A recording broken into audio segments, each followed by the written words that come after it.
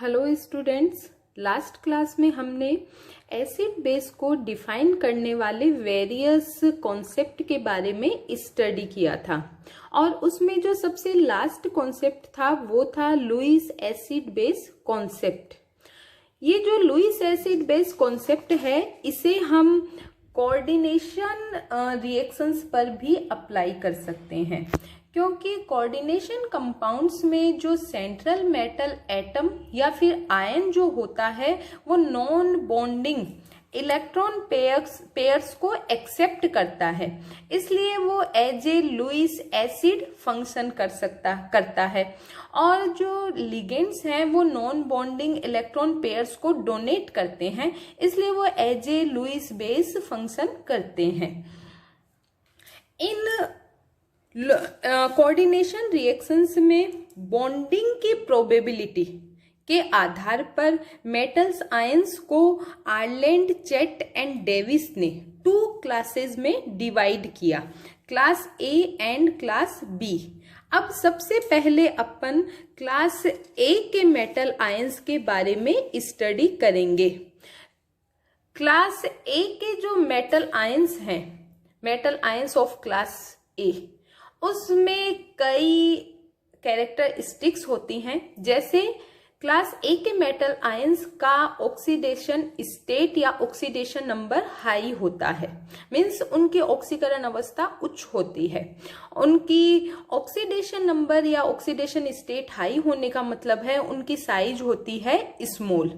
साथ ही साथ क्लास ए के मेटल आयंस की डेंसिटी है वो लो होती है और इनका electronic configuration noble gas electronic configuration के जैसा होता है और इसी कारण से इनका पोलराइजेशन है वो इजीली नहीं होता है, क्योंकि अपन जानते हैं कि noble gas electronic configuration highly stable electronic configuration होता है और इसी कारण से उस इलेक्ट्रॉनिक कॉन्फ़िगरेशन को डिस्टर्ब करना आसान नहीं है।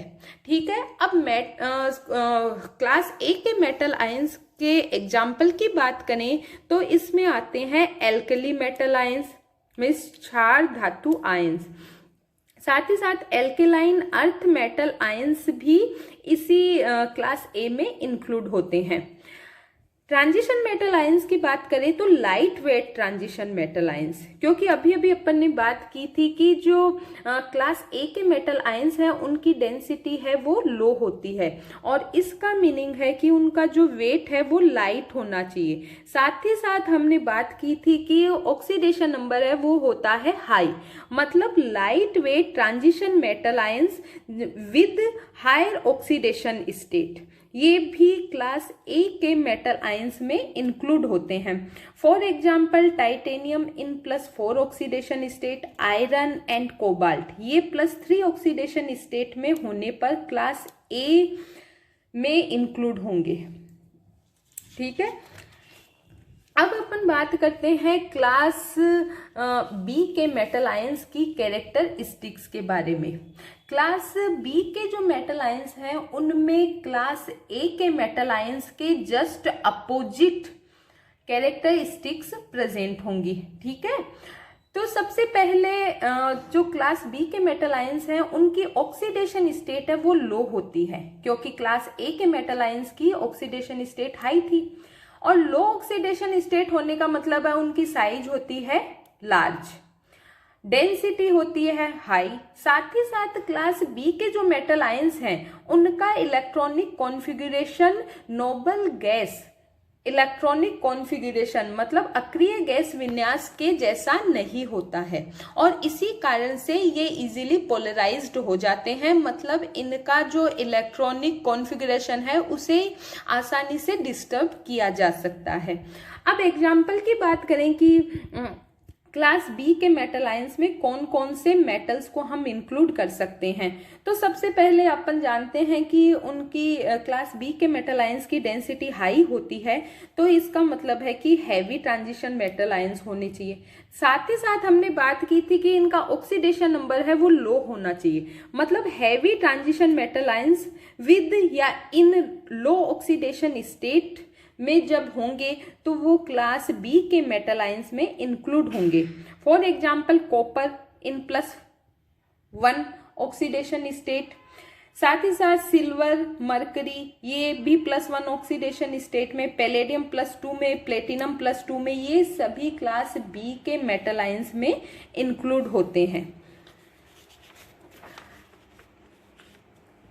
अब ये जो 2 टाइप्स के मेटल आयंस हैं, इनके लिए जो लिगेंड्स है उनका किस टाइप का बिहेवियर है, उस बिहेवियर के बेसिस पे सभी लिगेंड्स को भी 2 क्लासेस में डिवाइड किया गया है, class A and class B.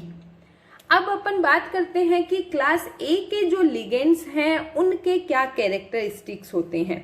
तो क्लास ए के जो लिगेंड्स होते हैं वो क्लास ए के मेटल आयंस से कोऑर्डिनेट होने की हाईली प्रोबेबिलिटी शो करते हैं।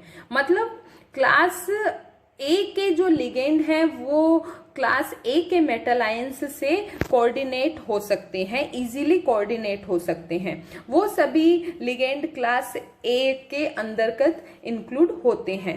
अब एग्जाम्पल की बात करें तो यहाँ पर नाइट्रोजन, ऑक्सीजन, फ्लोराइड ये सब और इनके कंपाउंड्स हैं, ये क्लास ए के लिगेंड्स में इंक्लूड होते हैं। अब क्लास ए के मेटल आयंस से कोऑर्डिनेट होने की यदि प्रोबेबिलिटी के ऑर्डर की बात करें तो फ्लोरीन, ऑक्सीजन, नाइट्रोजन सभी फैमिलीज में अप से डाउन जाने पर क्लास ए के मेटल आयंस से रिएक्ट होने की, कोऑर्डिनेट होने की प्रोबेबिलिटी है वो कम होती जाती है, डिक्रीज होती जाती है। ठीक है, अब बात करते हैं क्लास बी के लिगेंड्स की। तो क्लास बी के जो लिगेंड्स हैं उनकी प्रोबेबिलिटी क्लास बी के मेटल आयंस से कोऑर्डिनेट होने की हाईली प्रोबेबिलिटी होती है। और क्लास बी के जो लिगेंड्स हैं उनमें फॉस्फोरस, सल्फर इनके कंपाउंड्स जनरली इंक्लूड होते हैं। और इसी तरीके से क्लास बी के मेटल आयंस से रिएक्ट होने की जो प्रोबेबिलिटी है वो सभी फैमिलीज में ऊपर से नीचे जाने पर इंक्रीज होती है, क्योंकि क्लास ए के मेटल आयंस से कोऑर्डिनेट होने की प्रोबेबिलिटी अप टू डाउन जाने पर डिक्रीज हो रही है। इसका मतलब है उन फैमिली मेंबर्स की क्लास बी के मेटल आयंस से कोऑर्डिनेट होने की प्रोबेबिलिटी अप टू डाउन जाने पर इंक्रीज होगी। ओके।